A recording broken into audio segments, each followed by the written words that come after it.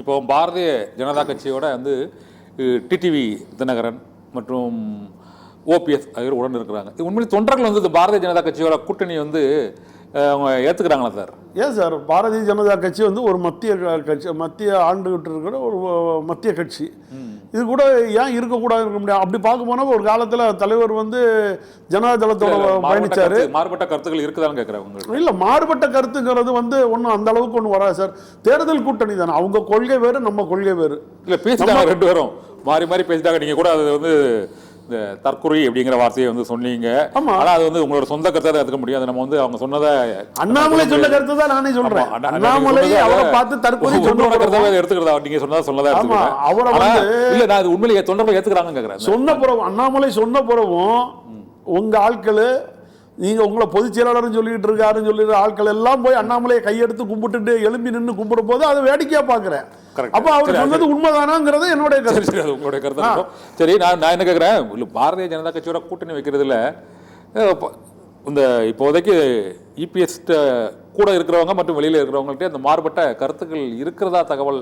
பொதுவாக அதிமுக ஒருங்கிணைப்பு குழுவில் இருக்கக்கூடியவங்களே வந்து அந்த பாஜக கூட்டணியை வந்து நாங்க ஏத்துக்கல, இப்போ சித்தாந்த ரீதியா பாஜக வெளியேறணுங்கிறாங்க. தேர்தல் நேரத்தில் ஒரு கூட்டணி வியூகம் அமைக்கணும். அது மாநிலத்தில் இருக்கிற கூட்டணி கட்சிகளையும் சேர்த்து இணைச்சி பண்ணுவாங்க.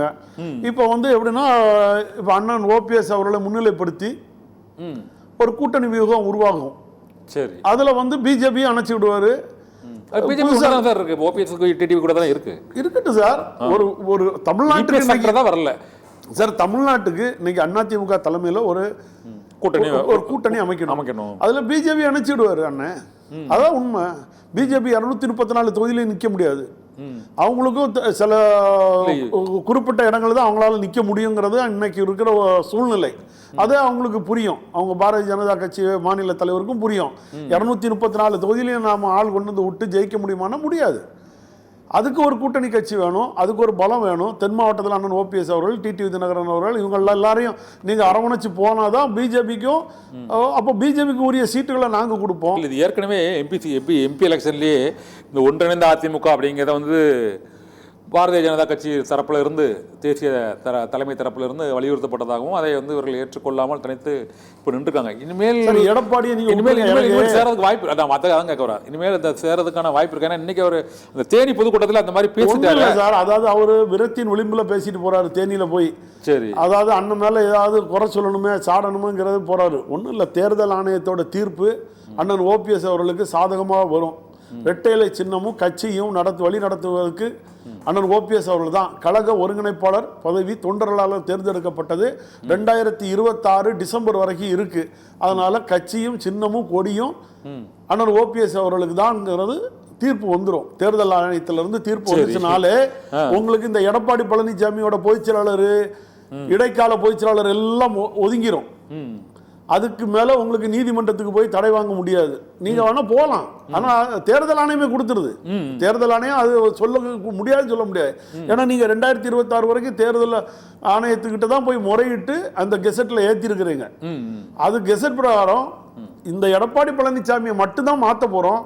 அந்த இடத்துக்கு அண்ணன் ஓபிஎஸ் அவர்கள் வராங்க, கட்சி எல்லாரும் ஒருங்கிணைஞ்சிருவாங்க. அதான் அதோடைய வெளிப்பாடு தான் இன்னைக்கு அண்ணாமலையை பார்த்து எல்லாரும் கை கும்பி எடுத்தது.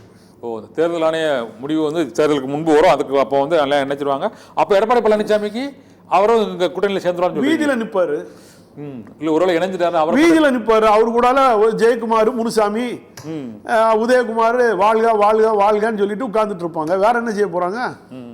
இப்போ இல்லை, இன்னொரு முக்கியமான ஒரு குற்றச்சாட்டை வந்து நேற்று அவர் வைக்கும்போது என்ன சொல்றாருன்னா, யார் நல்லவர் அப்படிங்கிறது வந்து தெரிய வேண்டிய காலம் வந்து நெருங்கி விட்டது அப்படின்னு அவர் சொல்றாரு. உண்மையிலே யார் நல்லவர் என்கிற காலம் நெருங்கி விட்டுன்னு சொல்றது அவர் என்ன இதுல சொல்றாரு சார்? இல்ல, நல்லவர்னு யாரை சொல்லுவாரு நல்லவர்னு எங்களுக்கு புரியல. மீட்டிங்ல தமிழ்நாடு முழுக்க கேட்டா தெரியும் நல்லவர் யாரு கேட்டா அண்ணன் ஓபிஎஸ் சொல்லுவாங்க. அதுக்கான காலம் வந்து நெருங்கிட்டீங்க. ஏற்கனவே பல யாருன்னு கேட்டா எடப்பாடி பழனிசாமி சொல்லுவாங்க.